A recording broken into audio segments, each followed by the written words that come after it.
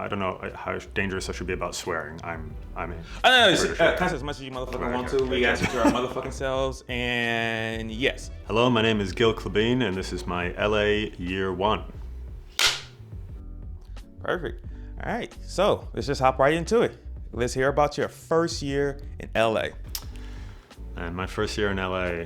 So I got hit up by a friend of mine, Tom, who was out here working on some social media driven kind of like, what do you call it? Like a film experiment of sorts. It was called the 30-Day Film Challenge. And it was like end of 2009, pretty much early days of trying to get shit going on social media. Right. And they were trying to get a film from script to end of production in 30 days. Which is, ill-advised is a nice euphemism for what that project was. But I'd gone to university with him, and I was born in the States, and I left when I was 2, so I had an American passport, and he knew I could come back. So I came out here, and I worked on this project, and it was fun. It was like they had like 85 members of crew working for free. Cinelease had given like $650,000 worth of gear for free, or maybe more than that. It was like a real like nerdy film, like let's do it for the love of film kind of big group project. Right, which can be extremely difficult to do, to get people to commit on something that long for free. Well, I mean, so production itself was only 8 days. The 30 days included the script writing, which is really what fundamentally made the project dumb. Because you're rarely gonna write something good in 16 to 18 days. Right. That's how it was moving fast, and you have to start then producing and planning the shoot. But really, it was kind of beautiful because it was just like for the love of cinema. All these people got together, everybody got involved to make this real fun project, and I came out here to shoot basically the behind-the-scenes documentary about it, because the documentary was always destined to be better than the movie, because the documentary was capturing a real story of essentially film enthusiasts getting together. And it was the end of the year, nobody was working, so a bunch of people who were like reputable in the industry came and helped out. Yeah. So we had like awesome DP and awesome Steadicam operator and a bunch of great grips and gaffers, and we even got like food donated. It was nuts. So I came out here, I think it was December 8th or something, 2009. Oh wow, right before the decade turns. Yeah, right before it all hit. And I came out here on the assumption that I was going to be here for like 3 or 4 weeks. I was in England. My career hadn't had any sort of big explosive moments to it yet. I'd had like a couple of things on TV, and I'd managed to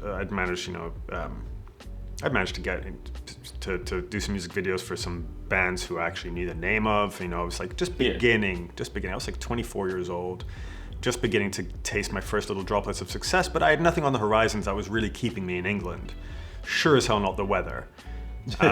So I came out here and I met a bunch of guys who actually I still work with, several of them, and they were just the same as me, like didn't really care about anything apart from making movies. That's all we wanted to do, is we make films. And I mean, even beyond that, beyond like the lofty, ambitious goal of making feature films, was like, I love doing music videos. I like doing short form. I just did a sketch 2 weeks ago with some comedian I know, because I'm a nerd and I love this. This is fun for me.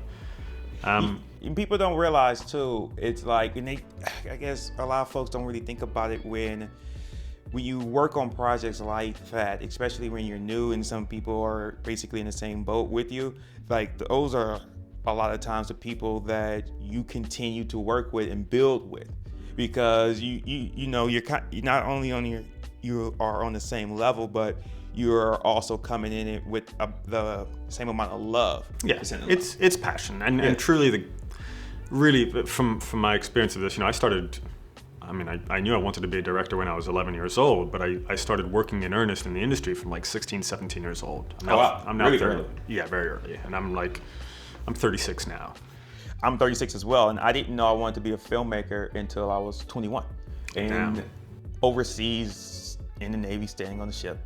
It was like, really love. I was 11 years old, living in the English countryside, and I remember I had an Iron Man toy and a Venom toy, and then some busted up leftover G.I. Joe hand-me-downs.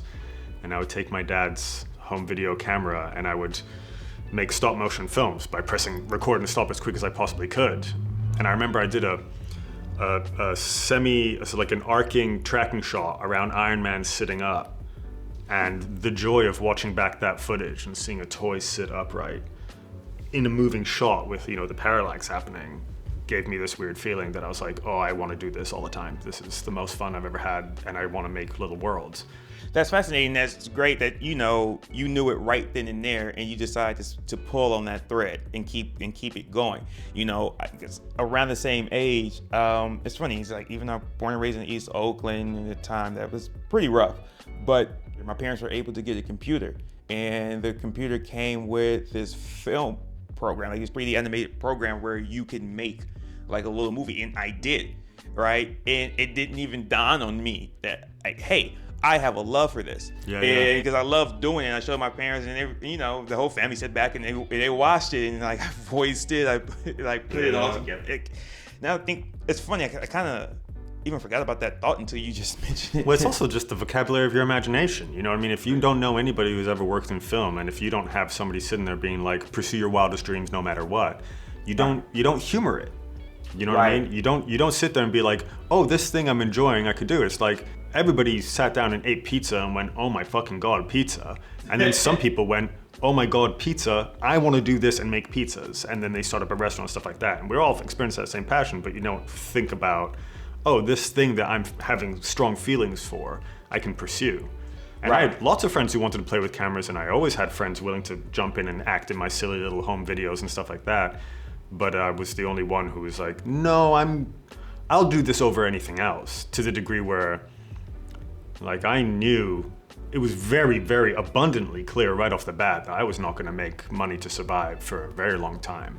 Moreover, that I couldn't focus on just directing and survive. That I had to learn all the other skill sets, which initially was born out of just a desire to craft everything by myself.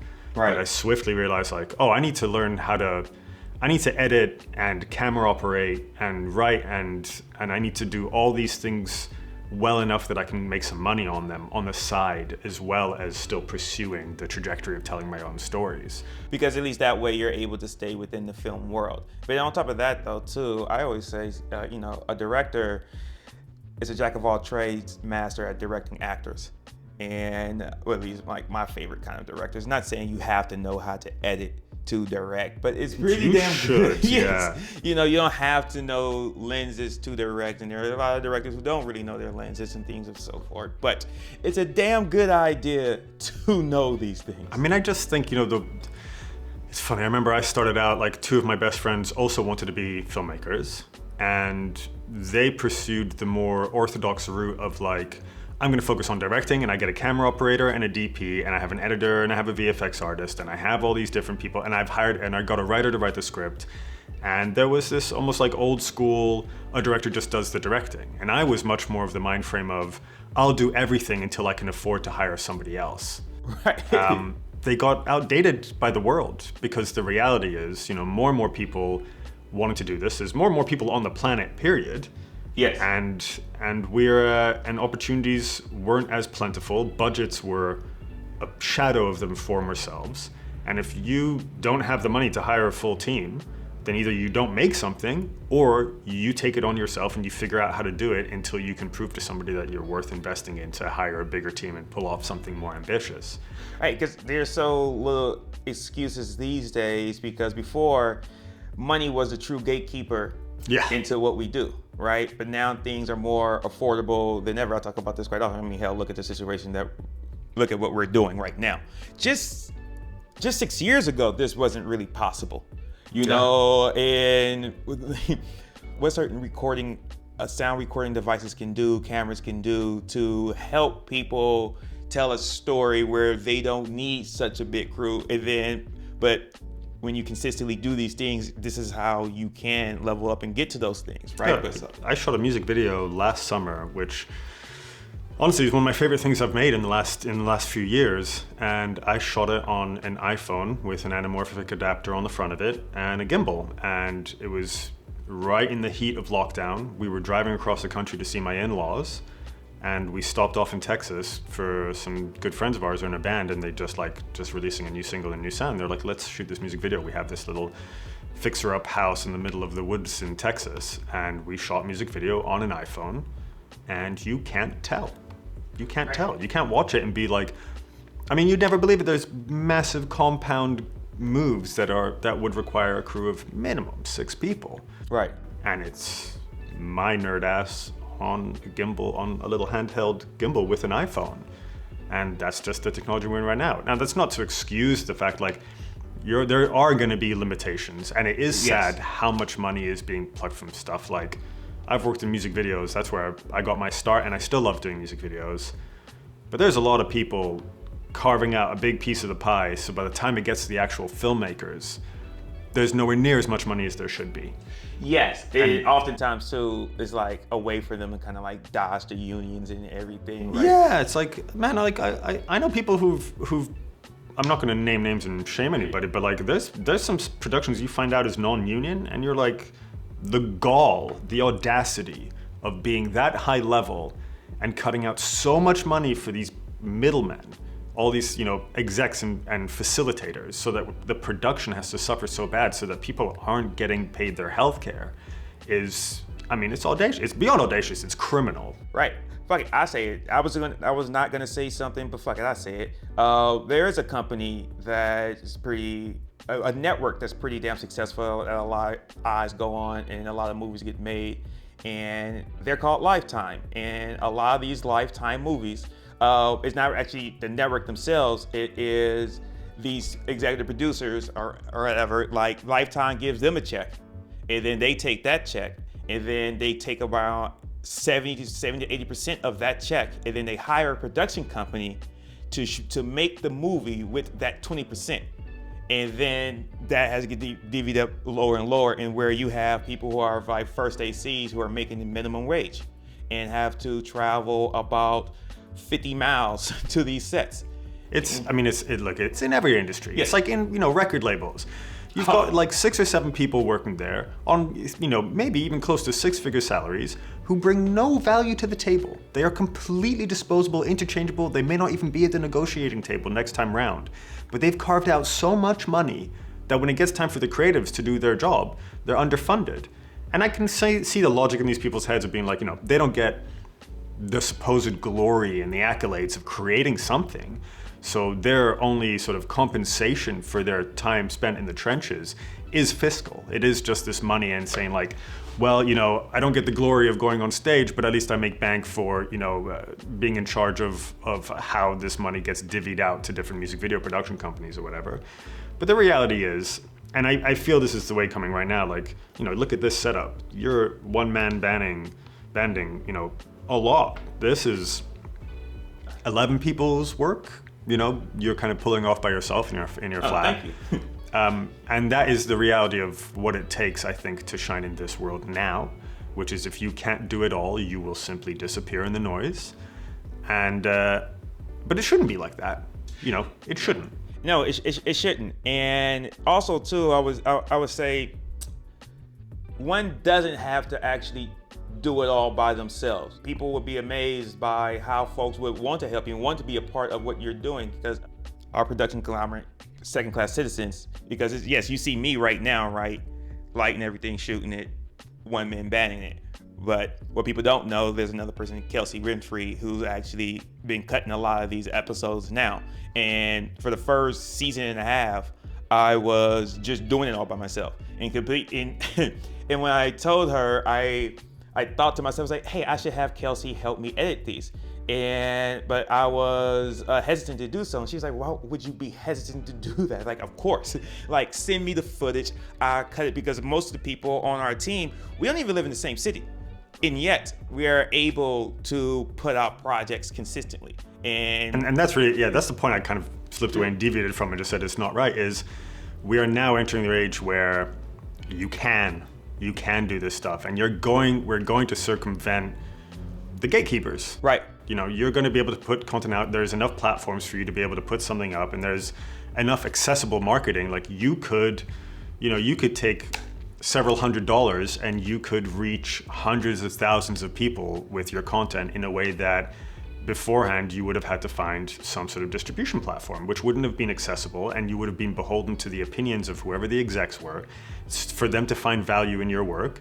And their entire job is so up in the air and they're so disposable that they dare not take a risk. Right. So you're never going to have your day in court. Whereas now, like, you can hustle and do another job, squirrel away a couple of $100 and you can advertise your own thing and land it on people's radars in a way that was never achievable before. Right, and then you have way more to bring to the table. Whereas before it was like somebody may find you and you have nothing really to negotiate with. And you got no power. They say, hey, you know what, Skylar, we like your show, but we think it should be a white female host. So either put on some makeup and a wig, or we're going to find somebody else. And suddenly you're beholden to this opinion of this jackass who, 2 years ago was a failed banker, and now they're in charge of what you're doing. You're like, oh, neat. So fuck my dreams then. You know what I mean? Yeah. Or how this idea that you see some promise in, and then you're trying to. Also, the real comic thing is, look, and I feel for them, man. It's tough being exec because your life is on the line, not your life, but your livelihood is on the line all the time. Right. But then kind of like. That's why it's great to be in the age right now, which is like let the people speak for themselves. If you can land your work in front of people, execs can't really afford to take risks because they'll get fired. So okay, don't take risks. Let the people decide. Put the work out and let people see what holds value, and then let that climb up. Because all these execs, like, people aren't signing up to do a risky movie. All they're doing is being like, okay, so that risky movie that happened actually did really, really well at the box office. Have you got something similar to that? That's all they're doing. It's just reactionary. These people aren't rolling the dice, and they're never going to. Right, and we can't expect them to, right? Yeah. As you're saying. One of the things I try to constantly remind artists is to never stop taking risk. Because I do feel that we make this incredibly brave choice to become an artist, where we choose a livelihood. Brave / foolhardy. Yeah, exactly.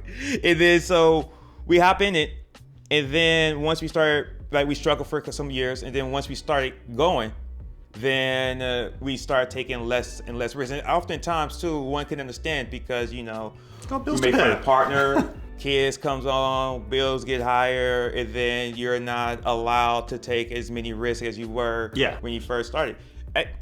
I was wondering, so how did that project actually turn out, the 30-day challenge one?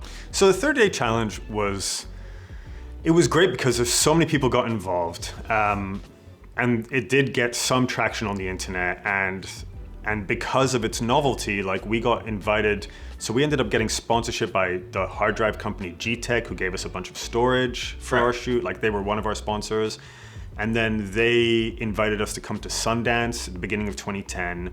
And to sit on a panel and to talk about, utilizing social media to amplify and highlight your project and what that meant. And then, which is a very tangential bit of promotion for Gille, but honestly, it was about as wonderful as corporate sponsorship can get. Right. And it definitely exposed me to a tier of the industry that I'd never been privy to before.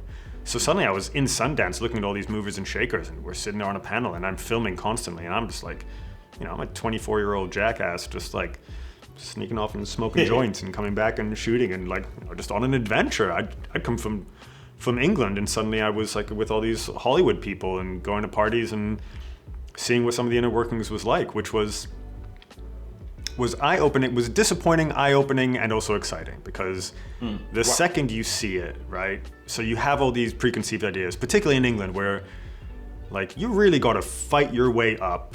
And there's a lot of hierarchy, protocol, and custom and tradition. And you got to work your way up that thing. And there isn't much sort of I feel like when I came to America, it was the first time I'd experienced in sort of a tangible sense that those moments in movies when they're like, you know what, I got a feeling about you, buddy, come on in. Whereas in England, it's get fucked. You're not here. Why are you wearing that weird hat? Fuck off. Whereas, here is just much more sort of arms wide open, people rolling the dice. And I started feeling that. So in a way, I was getting access to this, the next tier, the upper echelon as far as I was concerned. And I realized, one, it's not necessarily littered with many brilliant people. I'm an artist, so I'm riddled with self-loathing, and I walk up and I'm like, oh man, I'm a hack, everybody else is amazing. And you get up to this level and you meet some people who are like getting 7 figures to make projects, and you speak to them and you're like, man, like, how did this person tie their shoelaces, let alone get this much investment to do stuff? So it was disappointing, I guess, like, to experience the humanity of the people above you, but then also inspiring, because you're like, well, shit, I'm not even a quarter as dumb as this guy, so I can probably do this. And also you realize, like, long game. Everything's long game. Yes. You can be the most talented motherfucker on earth. If your path hasn't crossed, or if you haven't cast your net out there and happened upon the right person who is the right connective tissue to some other thing, then your talent's kind of for naught. Now we live in an age where, again, as we mentioned before, like, now you can get your work and you can literally, with a couple of $100s, you can cast it out into the cosmos and it will land in front of people in a way it never would have before. Never. Right. In 2009, it wasn't as accessible. Like, there wasn't advertising on social media platforms. There was no Instagram. It was Twitter and a bit of Facebook, and MySpace, I think, was still happening. Right. A little bit of MySpace. And there was no advertising on Facebook. There was no advertising on Twitter. Right. So how would you get your work out? You know what I mean? Right. And if you want to buy a commercial, you're buying it on TV, or you're buying web banners, and that was too much money. That was just too much money. So for your work to be seen, you'd put it on YouTube and hope, you'd hope there's a write-up about you on some website, on some music blog, or that the band blows up and then somebody's seen your work. But if you made a sketch and people weren't literally forwarding it to their friends, nobody's going to see your work. And the funny thing too about 2009, that seemed to be also the year that the record industry had noticed that they could put their music videos on YouTube, the past ones. Because if you look at it, like, we think about like some music videos that came out in the 90s and the early 2000s, and we see how they released it on these artists' YouTube page in 2009, and how it's all censored and stuff too. And now they wouldn't dare do that these days. It was also fun, like, so I love music videos. I've always loved them. And so when I started working them, I remember my friends in England being like, dude, you are entering a field that is getting less and less money by the day. And I remember thinking, like, okay, yes, that's true, but I'll earn money editing or camera operating or doing something else, and I've got to keep doing something I love or I'm going to lose my mind. And I can't make feature films all the time because I'm still a kid. So These gave me an opportunity to make short form narrative. But around the time I started, it was definitely a diminishing industry. And then, people were saying, oh, it's just going on YouTube. Nobody wants to spend money on stuff. And then when people realized that YouTube can bring traffic to your business as a whole, suddenly people started pumping money back into music videos. And suddenly the budgets went from like $5,000 to $20,000. And then like I did a video that was like $45,000 and $60,000. And then suddenly there was brand sponsorship. Right. So like probably about 3 years after I moved here, and I know this is LA year 1, but I know. In my LA year 3, yes. I did a music video for Steve Aoki, and got that through sheer luck and happenstance through these producers I was working with who had done some animations for him. And even after I did a music video for him, and they loved me, and I became like his music video guy, even they, who were Billboard Top 100 artists, touring almost every single day of the year. Like, I've never met anybody who works harder and sleeps less than Steve Aoki. Wow. Even them, the culture with them was like, we're going to spend as little as possible on our video, and we're going to get as many brand placements as possible, and let the brands pay for the videos. So I'm trying to make like these futuristic sci-fi videos, and I have to have a bottle of Smirnoff vodka in there, or like they wanted like a Scion, a car from 2013 in a music video set in the year 3000. I'm just like, how am I meant to do this? But that was the game. It was like suddenly music videos had clout. It reminds me of a story where I was ADing this music video. This music video with a nice budget to it, and one of the last shots, they wanted to put in a Beats pill, and then the person from the record label was there, and my guy, the DP, he so badly did not want to do it, right? And then they pretty much pressured him to, and then so he was like, fuck it, I'll do it. When he got to the editing lab, the record label decided, he's like, oh no, we can't use it. And so he had to blur out the beats build, like the logo, the beat. And then it's like this tracking shot and everything. And so like it's being hit. And so you had to do like frame by frame. He was so fucking pissed about Dude, that. I've done like, I think music videos really prepare you for the world because your favorite shots, your coolest sequences will never see the light of day because of some seemingly pointless aspect that gets prioritized. Like I've had some of the dopest shots and coolest transitions of my work left on the edit room floor because the client didn't like how their hair looked, or they thought they looked dorky, or they didn't like the outfit, or they didn't like the light hitting something, or we have to blur out this whole thing because they thought they had a brand sponsorship and the brand sponsorship falls apart, so suddenly they don't want a shot with a big blur on it. And I'm like, cool, well, as you've dumped no time on me to do this and as little money as possible, kind of the least you could have done is at least make sure the building blocks I'm working with here are actually building blocks. But it's funny, everybody's in their own story. Everybody's in their own little world. Everybody thinks, the managers of the artists think that theirs is the most important. The artists think they're most important. The production, the director, everybody thinks they're the most important. They're all fixated on their own little tale. So I get it. Stuff gets lost. But yeah, music videos is a series of severe kicks to the gonads with a little bit of artistic payoff at the other end of it. Like I used to argue with these producers I worked with because I was always pushing to like cut out a chunk of the budget to get cinema cameras and really good glass. I was always gunning for it to look cinematic, and they're saying like, yeah, but there's videos that go viral and they're just shot on phones. And I'm like, yeah, motherfuckers, there's a lot of stuff that looks shit and works out. And OK Go went viral shooting shit on a Handycam. That's fine. But just because you can't quantify immediate in returns on a music video, the value of it looking cinematic, doesn't mean it doesn't seep into your audiences, and you're associating this quality, this otherworldly, this showmanship with your stuff. So like when you shoot something on cinematic glass, when you're using, some Cook anamorphics or something like that, and your thing feels like a work of cinema, feels like a world that you're taking people to, they're lost more in your world, in this construct that you're creating, and it feels more grand, it feels more than, it makes you bigger than me just walking up on a phone and just going like this and being like, well, still the same content. That's what, like, content is such an annoying term because it's like, it's void of any qualifications. It is content. Like, yes, it is there. Like, here's a box. There is stuff in it. But you're not going to buy that same box again if the stuff in it is crap. So it's been a weird shifting dynamic. I do. But again, I think that the times we're in, maybe I'm just deluding myself and trying to give myself some optimism here, but I really do think we are entering the age of good, the age of nothing else matters apart from, is your stuff good? That's why you see all these people like Lonely Island, like they're around because they made joke rap videos, but they did them well. They produced them well. They shot their videos well. Which allowed them to have replay value, because replay value is a big thing. I mean, shout out to replay value, right? Of course. I was looking at that, I was like, that surely is a bubble machine. But yes, I agree with you. Like, and I could be right there with you when it comes to the just being a little bit delusional. Because we're in it, we can't quite see it, but it feels like, to me, like we're in this Renaissance era of art, because it's, right, as we were talking about it earlier. You just look at these cameras, like that's why they're all pushing for these things. So that a camera now that is actually like, all things considered, relativistically speaking, these cameras that are affordable, they're all still pushing towards cinema.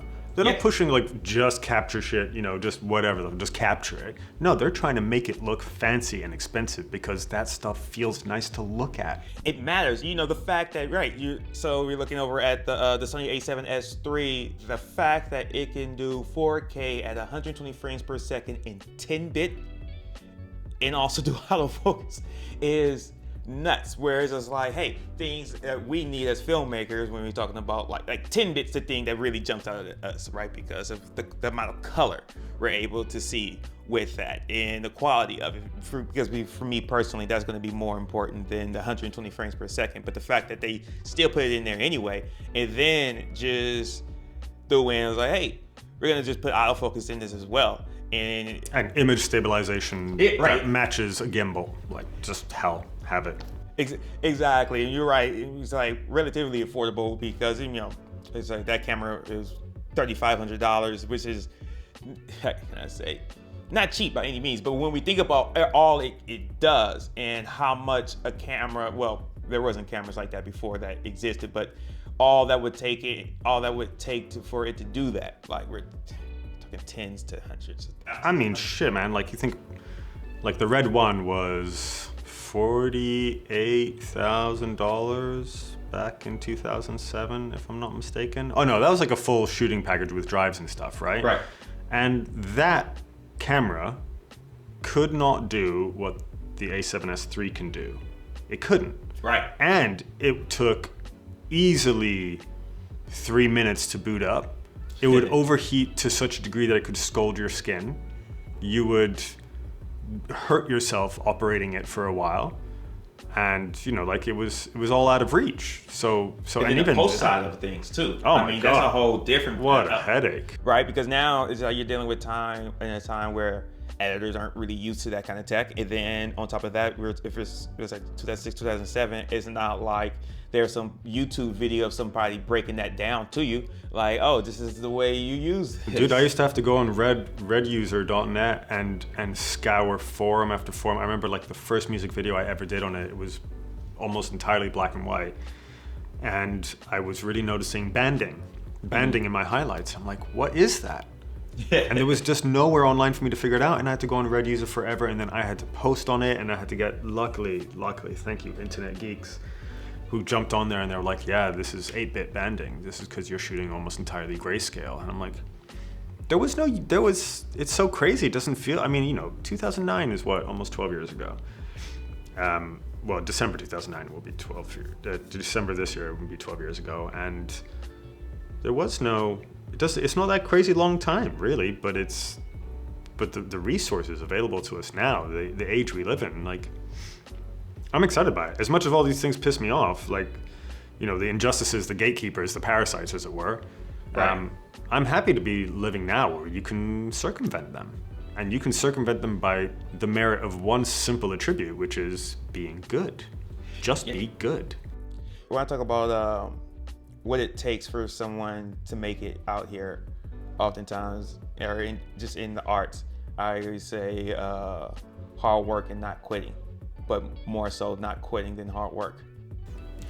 Oh man, I would, you know, there's that, is it an adage or a maxim? I never get these things right, but it's, you know, success is opportunity and preparedness. So like, there's things you can control. As I said before, you can be the best artist ever, and if you don't, if your collision doesn't line up with something that's fruitful, then you know you can disappear into the ether. I really think you got to be incredibly hardworking. There is always going to be a modicum of luck, always, and on top of that, you got to be passionate. You've got to not be able to not do this. Like, still now, even when I'm doing jobs and I'm getting paid like enough to survive, I'm still doing freebies because I love it. Because I love doing this. You know, the other day, it's funny, I shot a teaser for my next movie and as like a fundraising endeavor, so I send it to people. So again, so that some of these people whose imagination I can't bank on, they can read the script through my eye. I'm like, here's what one of the scenes feels like. Now you know the tone of the movie. And I was walking around the house and I was brushing my teeth and I was smiling. My wife was looking at me. She's like, what's so funny? I was like, no, I'm just excited because I was thinking about some VFX I want to put in there. She's like, man, you're a nerd.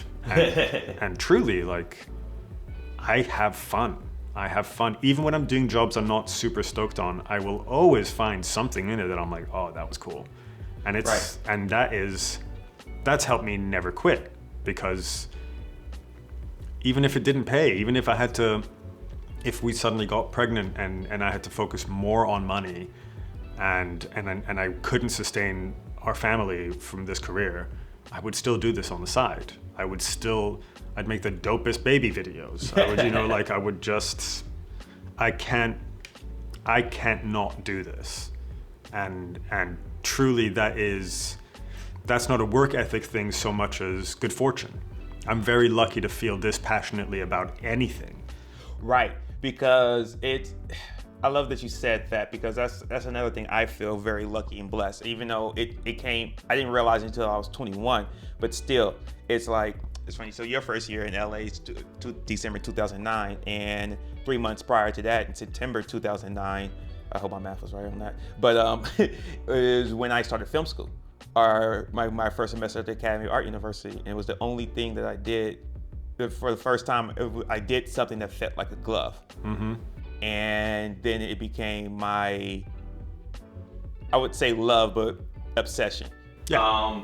And I don't know if I said this in these things before, but sometimes people ask me what's the difference between a love and an obsession. And I tell them, I say, well, when you love something, it loves you back. And I feel like I love film, but I don't know if it loves me back. And so that's why I'm obsessed with it. Because I say, because there are a lot of people out there who think they love people and that person doesn't love them back. So they're just obsessed with them. Yeah, but that's also looking at it like, film's not going to love you back. No. Film is an endeavor, a craft, a thing you have to do. I or agree. You feel a compulsion I'm to obsessed do. with it. Yeah. I mean, I'm obsessed with it. It's like, yeah. I mean, I don't I love my wife, and she could do something that I cannot be incredibly happy about, but I love her and I love it and will love it by default. Right. But there's definitely things about film, especially the business side of things, that I'm nowhere near in love with. In fact, I loathe, but I accept as the reality. That's the reality of what we're dealing with, is that there is business sides to it which are beyond unjust. They're just outright stupid and shouldn't exist. Let me ask you, because I also, for a lot of us, for damn near all of us, our least favorite part of what we do is the business side of it. Like every time you even talk money, is Jesus, right? It's at least uncomfortable. Right. And the thing about is, so I look at it kind of like working out, where it's best to do the things that is your least favorite. Like make your least favorite thing your favorite thing to do, right? Is there a way for you to do that when it comes to film? Yeah. Making the business side your favorite side of it. Yeah, that's been a shift for me. So I did my first film in 2017. It came out in the beginning of 2020, and it has been a violent education in the reality of what it is to put a movie out into the world and to get a film made. And I learned to go from, I definitely took the mentality of be humble, shut the fuck up and pay attention. And I learned and I learned and I learned until eventually I realized that the people that were lecturing me in the room were actually not that learned about something. And that also these things that I'd given such prowess to, that I put on such pedestals as like, oh, I don't understand film marketing, just like, I'm here to learn. Eventually you realize that like most people are stabbing in the dark in an ever-changing world where every single dynamic and paradigm that existed before is constantly in flux, as the nature of audience and the nature of marketing itself is in flux.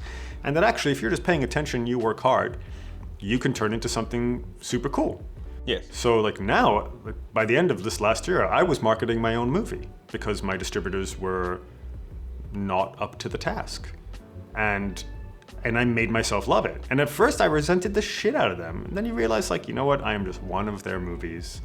And yes, I was sold a big spiel when I went into the room and agreed to sign with them.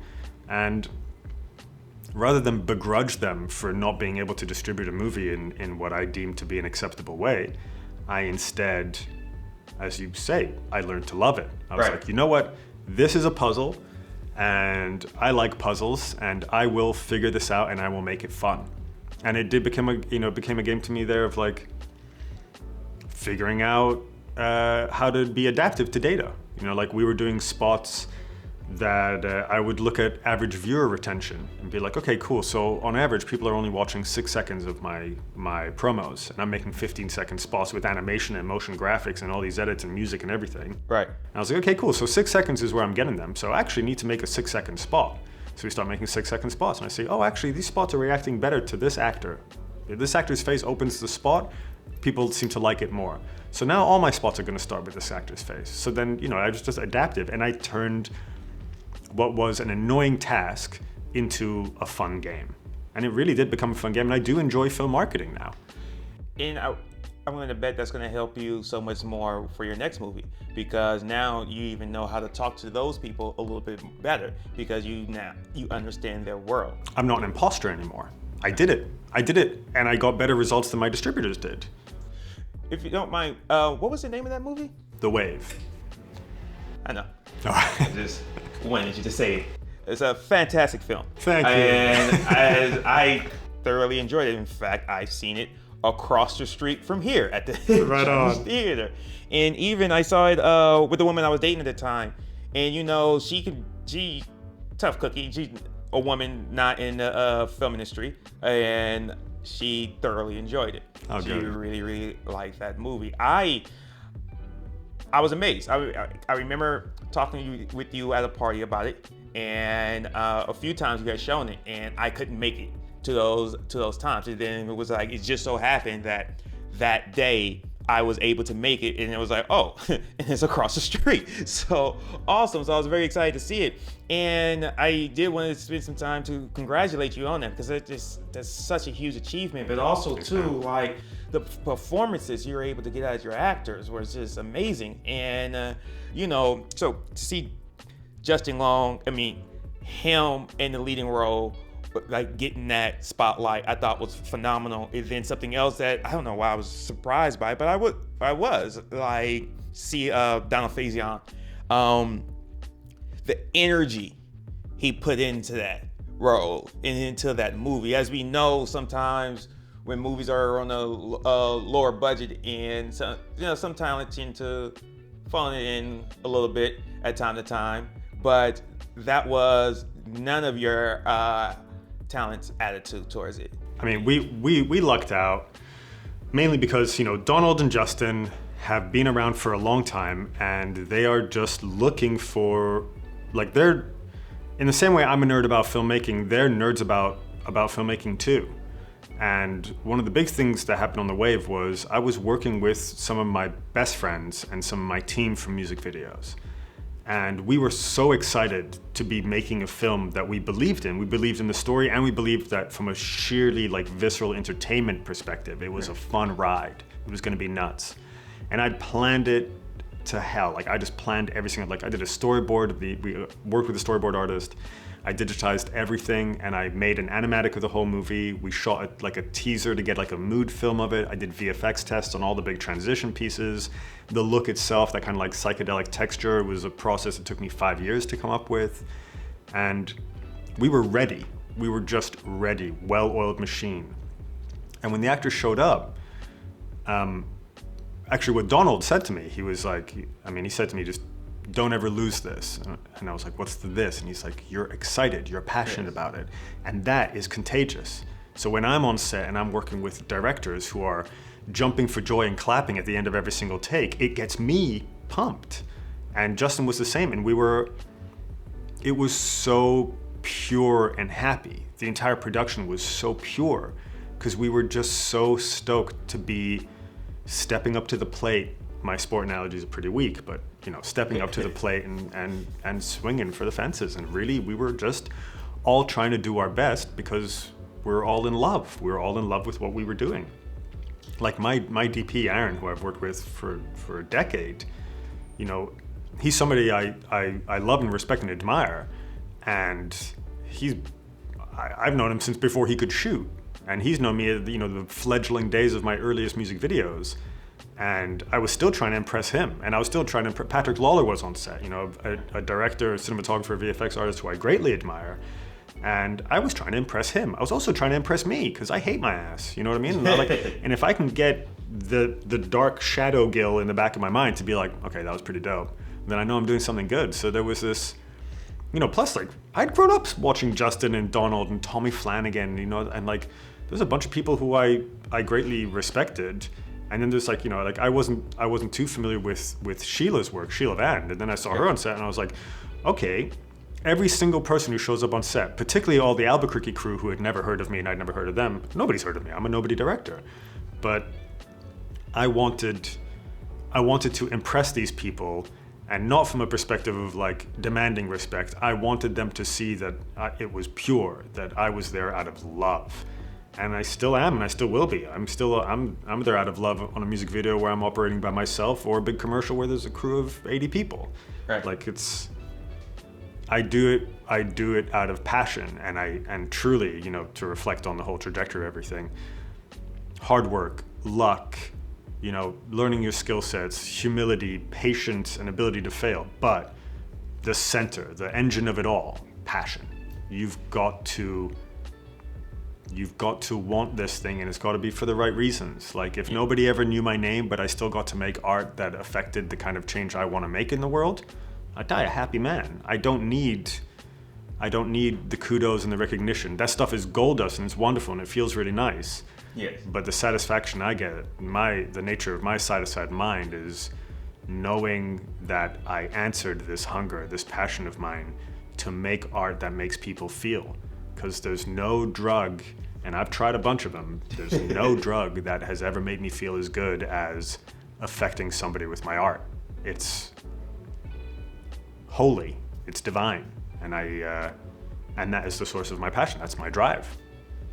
That's beautiful. That's really beautiful, and I am 100% there with you on that. Clearly. Yeah. I just love you saying that, how contagious your energy was on set, and then how that sets the tone, and how, no one's going to believe in your project if you don't. And you have to do more than just believe in your project. You have to show that you believe in it. Yeah, and also, man, I've worked every single position on crew, apart from costume, hair, makeup, and on-set sound, right? Every other position, grip, gaffer, locations, PA, producing, ADing, crafty, I climbed all the ladders I could. And I know what it's like to work for somebody who doesn't have vision. And I know what it's like to work for a director who didn't do their homework. And I know what it's like to carry other departments because they're phoning it in, and I'm, the only nerd on set. And I'll be damned if I'm going to do that to my team. I relished the opportunities. Really, the only words I said to my first AD before we did The Wave, I said, "You're going to be proud of the film we make, but you're going to be more proud of how we make it."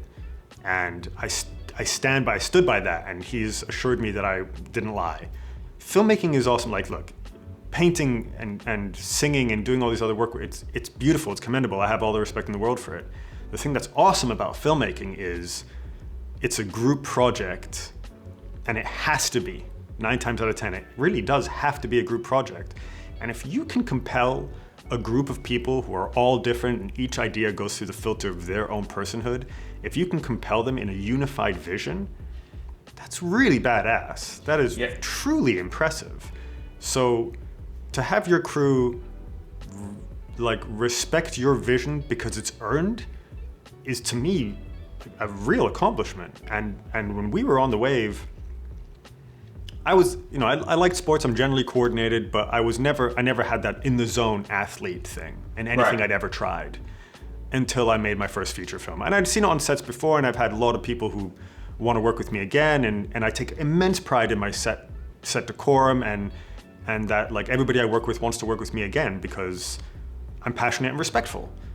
But on The Wave, I was like a spinning top, man. I was a camera would cut, we'd go into the next setup, and it would just be this department needs something, then this one, then this one, this one. And I was just spinning around. There was one spot I remember in our first location where I had to answer 17 questions or something in a row. And I looked down, and the rubber on my shoes had made a mark on the ground because I was spinning. I was boom, talk, and then this, and this, and this.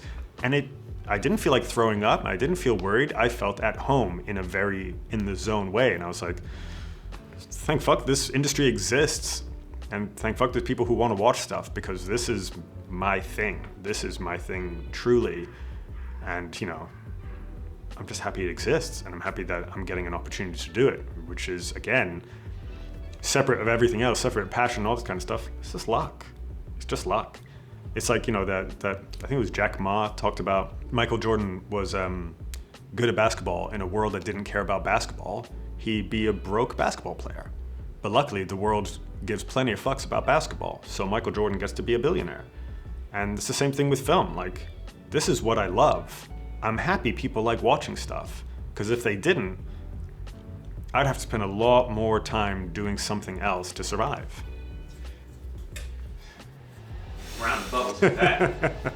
For sure. Yay! I do believe in luck. However, I always say it's much like gambling. You increasing your chances to win by doing certain things like going to parties, going out your shell, but also recognizing that even when you're at a party, that don't go too hard. Be mindful of where you are, and people are watching you. Yeah, I didn't remember that part so much when I was going to parties. I was fucking partying. And I'm sure I lost a lot of opportunities through through behavior alone, or coming across as a drug-addled buffoon. But yeah, I mean, look, it all ties down to a very simple thing. Luck plays a role, and how much of a role that plays is different for every person and every different situation. You shouldn't be afraid, and you shouldn't be ashamed of admitting and understanding the role that luck plays. That's not to say it did everything, because it didn't. Because there's very, very many lucky people who don't have the talent to back it up, and their careers are short-lived. And hell, if you really want to focus on the injustice of this world, there's a lot of people who had way too much luck, absolutely no talent, and are still gonna earn more money than you and have more notoriety than you, and you will go to your grave bitter about these motherfuckers. But the reality is you're not actually in competition with anybody. You are on your own weird-ass story. And that story is going to have some luck in it. And if you're very unlucky, then luck will play a tiny percentage in that. But you could also cosmically argue that were it not for all your complete lack of luck, you wouldn't fight as hard as you did, and you wouldn't be where you're at. So I think we just have to accept luck plays a role. And you're right, you should put yourself in luck's way. You've got to find where the highway is, where all luck is flowing, and try to step on and get your car on there and get going as well. But there's always going to be luck. And if you have the capacity to retain information in your head that allows you to operate 2 cameras and 3 monitors and 14 different bits of software and hardware, you're lucky your brain works like that, because there's a lot of people who are born with different hindrances that stops them being able to do something which you may take for granted. So, sorry, go ahead. No, I was just gonna say that you should have said, well, as you were saying all that, somewhat, you should have put a little asterisk on it. Yeah. Hey, laugh at one's pain, right? You gotta laugh through it, because the alternative is to cry. Exactly, and I think I said this in the previous one. The gentleman who said there before, his name is Dom, is a DP, and I quoted Lloyd Banks. He once said, "Crying doesn't fucking help. If you don't believe me, try it." Yeah.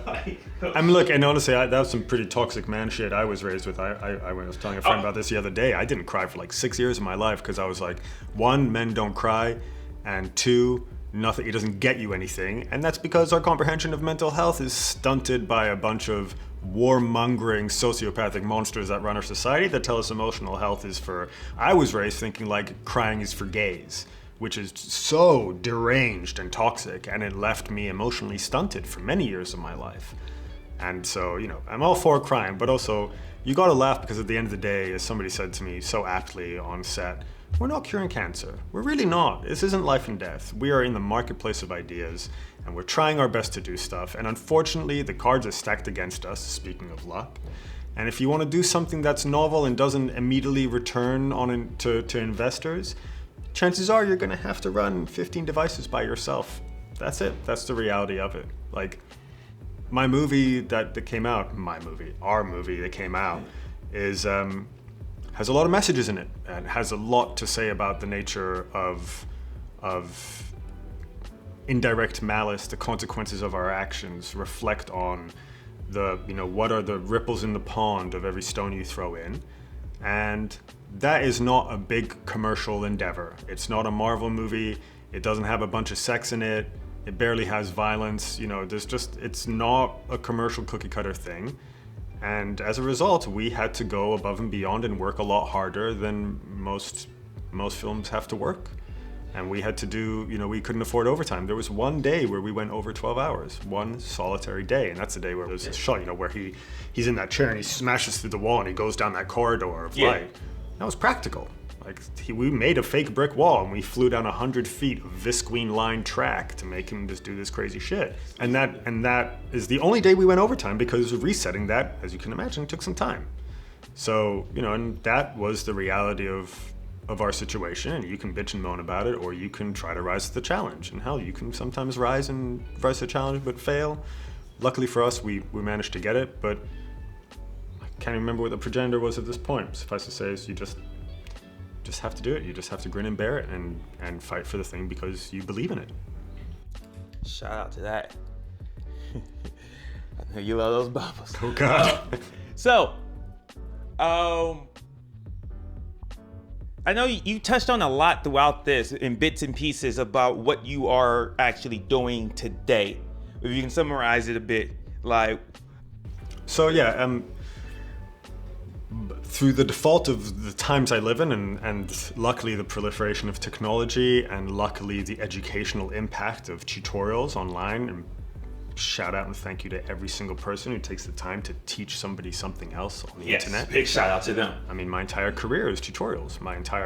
I get work as a VFX artist often, and it is because I taught myself a lot, but I learned my foundations were YouTube videos, and I'm doing sometimes high-paying jobs that there's an aspect of it that I just don't know that well, and I will go and I'll watch a couple of hours of YouTube tutorials, or ideally just a couple of minutes of YouTube tutorials, and I will learn how to do something to facilitate the job that I'm on.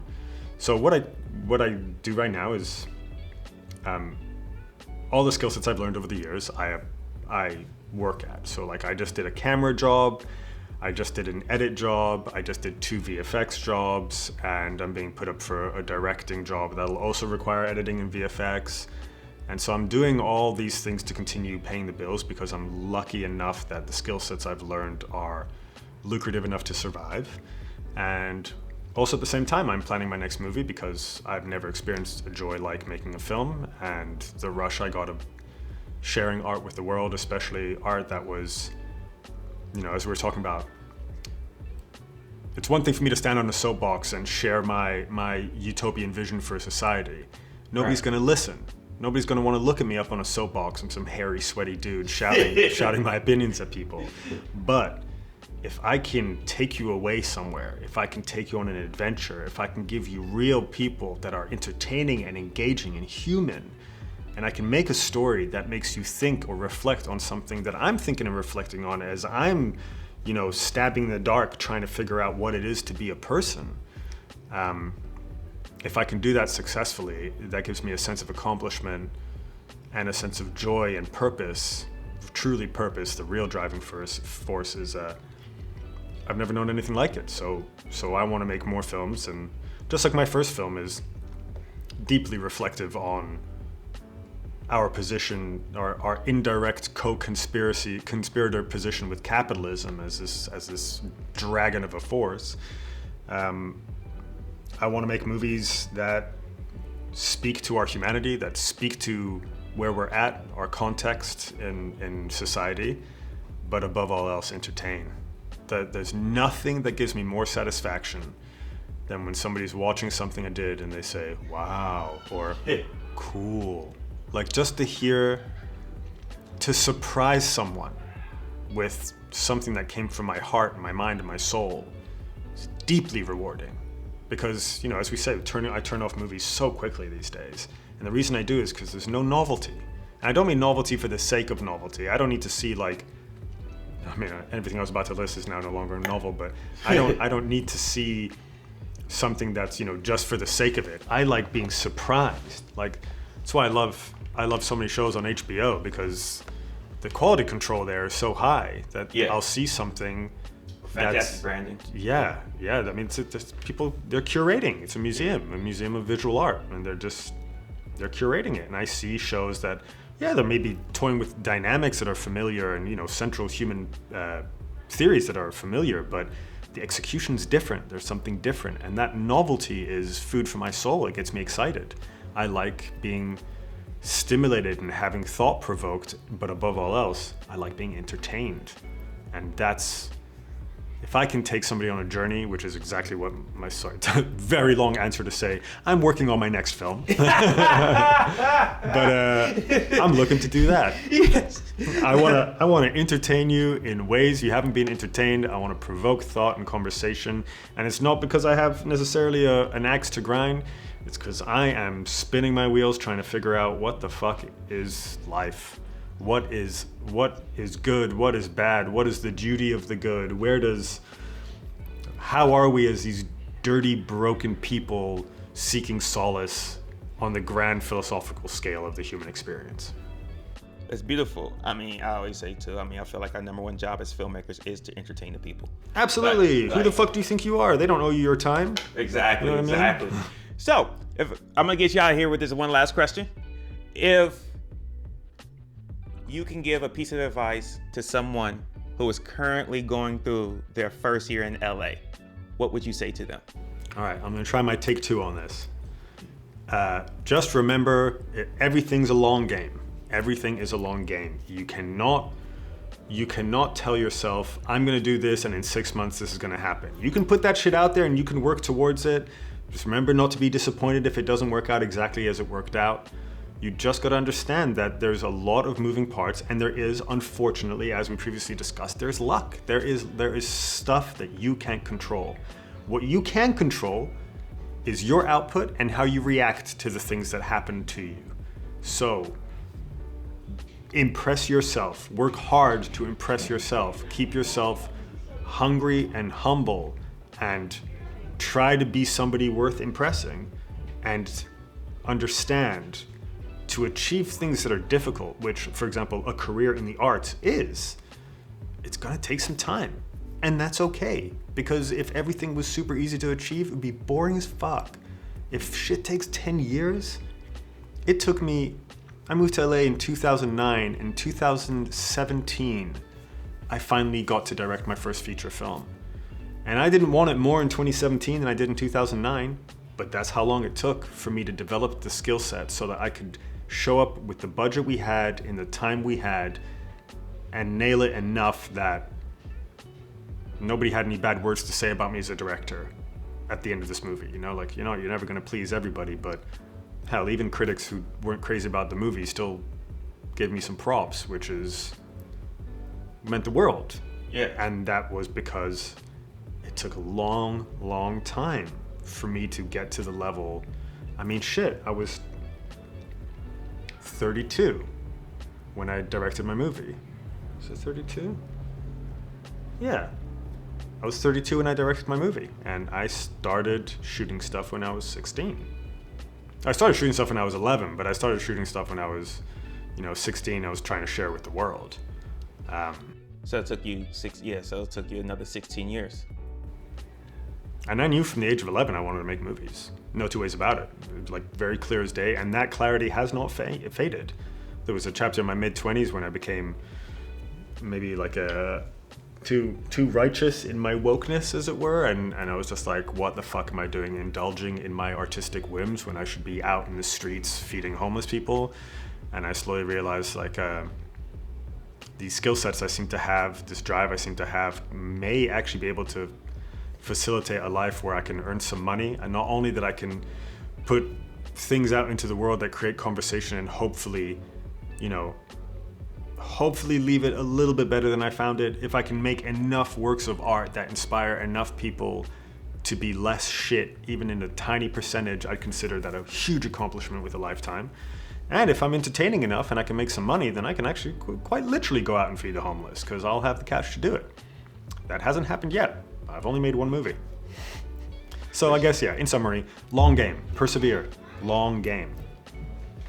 Yo, shout out to the long game, shout out to luck, shout out to you, shout out to your patience. I appreciate you so much, brother.